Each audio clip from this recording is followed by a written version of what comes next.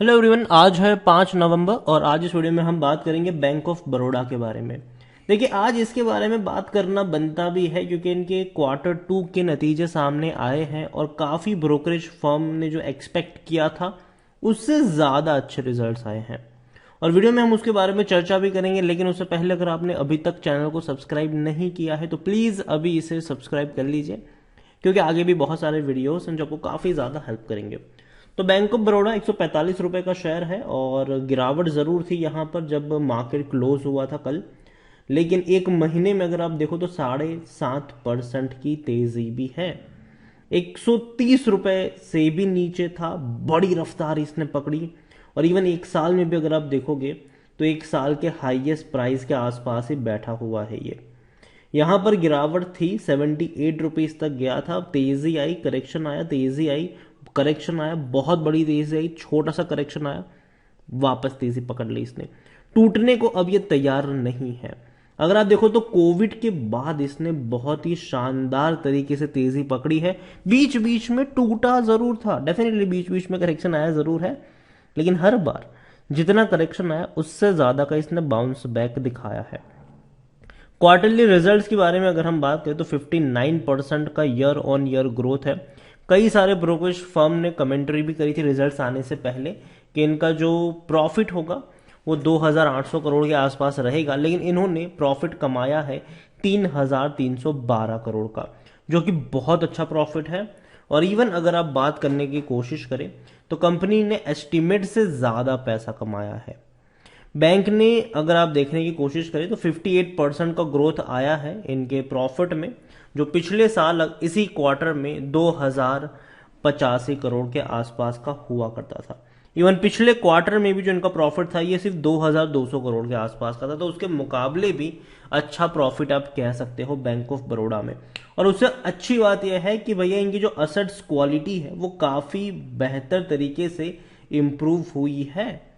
यहां पर खबर कुछ इस तरीके से है कि gross non performing assets were at 5.31% of the total loan book, जो कि पहले एक साल पहले 8.11% था। देखो 5.31 अभी भी ज्यादा मैं मानता जरूर हूं, लेकिन फिर भी पिछले साल इसी वक्त ये 8.11% था।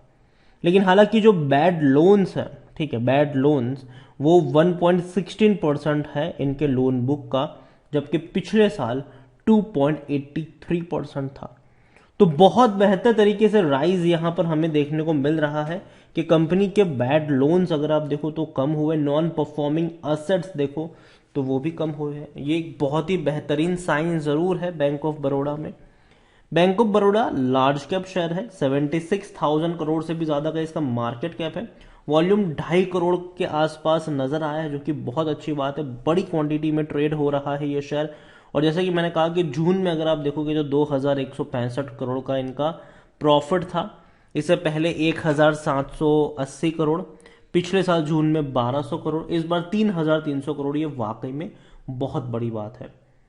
प्रमोटर के पास 63.97% की होल्डिंग है। प्रमोटर मतलब सरकार है, सरकारी बैंक है ये। एक भी शेयर गिरवी नहीं है। 8.93% एफआईएल्स, 11.55% म्यूचुअल फंड, 5.85% इंश्योरेंस कंपनी के पास होल्डिंग है। डिविडेंट भी पे कर रहा है, उसके बारे में भी हम बातचीत करेंगे। बैंक ऑफ बड़ौदा अगर आप देखो तो according to Moneycontrol user 31% लोग कह रहे हैं कि बेचो, 69% लोग कह रहे हैं खरीदारी करो। और तो और इनसाइडर ट्रांजेक्शन में अगर आप देखो तो 2019 में हुआ था आखिरी बार, उसके बाद कोई इनसाइडर ट्रांजेक्शन समरी मतलब कोई ऐसा कुछ देखने को नहीं मिला है। लेकिन इनके रेवेन्यू तेजी आई थी, बाद में धीरे धीरे कम हो रहे हैं। रेवेन्यू थोड़ा थोड़ा करके कम हो रहे हैं, ये डेफिनेटली एक अच्छा साइन नहीं है।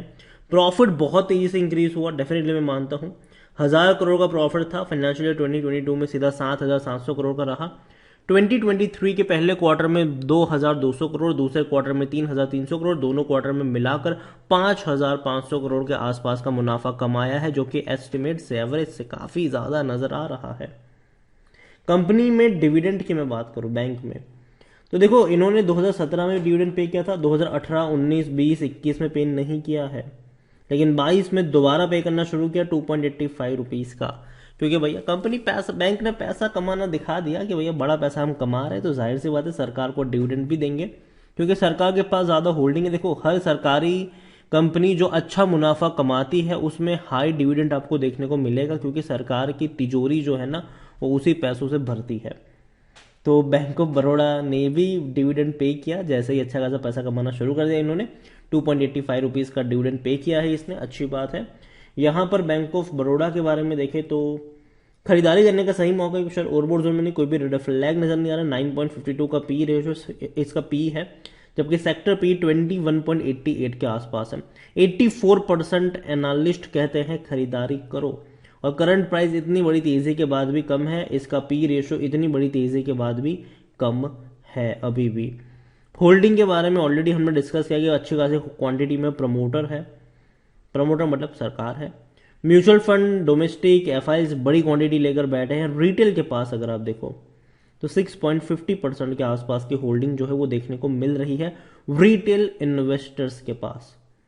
देखो, बैंक ऑफ बड़ौदा में कोई बहुत बड़ा फैन नहीं हूं इस बैंक का, मैंने पहले भी कहा है, मैं अब भी कहूंगा कि अगर बैंकिंग सेक्टर में किसी में आपको खरीदारी करनी है तो एचडीएफसी पहला प्रेफरेंस होना चाहिए। लेकिन पिछले कुछ महीनों में अगर आप देखो, पिछले कुछ क्वार्टर्स में देखो तो सरकारी बैंक में आग लगी हुई है, चाहे वो एसबीआई हो, बैंक ऑफ बड़ौदा हो, इवन अब तो धीरे धीरे जो अब तक परफॉर्म नहीं करा था वो पंजाब नेशनल बैंक भी भागना शुरू कर चुका है। तो कहीं ना कहीं पीएसयूज में तेजी देखने को मिल रही है, कहीं ना कहीं पीएसयूज जो है वो वापस से एक अच्छी रफ्तार की तरफ जा रहा है। क्योंकि देखो, इससे पहले क्या होता था कि पीएसयू ना कई सारे ऐसे लोन बांटता था जो रिकवर करना मुश्किल होते थे, लोग पैसा लेके भाग जाते थे। लेकिन अब चीजें थोड़ी सी स्ट्रिक्ट हो चुकी है, आरबीआई भी इनके ऊपर कीन वॉच रख रहे हैं कि भैया देखो, अगर ऐसा कुछ होता है फ्यूचर में, इनके इस तरीके से दिन आते हैं तो कहीं ना कहीं एक दाग लगेगा। और कहीं ना कहीं अब बैंक्स भी ये सारी चीज करने से 2 बार पहले सोच रही है। तो अभी के वक्त में मैं मानता हूं कि पीएसयूज में अभी इससे पहले अभी उतना पोटेंशियल नहीं था, लेकिन अब धीरे धीरे जो पीएसयूज है वो क्लीन होती जा रही है। तो मैं मानता हूं कि आने वाले वक्त में पीएसयूज में आपको तेजी देखने को मिल सकती है। कई सारी पीएसयूज बैंक भाग रही है, जिसमें से बैंक ऑफ बड़ौदा भी है, एसबीआई भी है, और अब धीरे धीरे पंजाब नेशनल बैंक भी दौड़ रहा है। और भी अगर आप देखो तो भैया कैनरा बैंक आप देख लो, इंडियन बैंक आप देख लो, कई सारी बैंक अब भागना शुरू कर चुके हैं, पिछले कुछ क्वार्टर्स में बड़ी रफ्तार दिखा रही है। तो अभी के लिए स्पेसिफिकली मैं बात करूं बैंक ऑफ बड़ौदा की, तो मेरे हिसाब से खरीदारी करी है तो बने रहिए, तेजी आएगी, रिजल्ट अच्छे आए हैं। लेकिन लेकिन लेकिन फ्रेश बाइंग की जहां तक बात है, मुझे लगता है कि 130 रुपए के नीचे का लेवल मुझे पसंद आता है यहां पर, वहां पर आपकी नजर होनी चाहिए। एक और पीएसयू बैंक है, जैसे कि मैंने कहा कि पंजाब नेशनल बैंक में तेजी आ रही है। देखो, अब तक ये भाग नहीं रहा था, जितनी तेजी हमने कैनरा बैंक में देखी, जितनी तेजी हमने बैंक ऑफ बड़ौदा में देखी, अभी तक पंजाब नेशनल बैंक में वो तेजी नहीं आई है।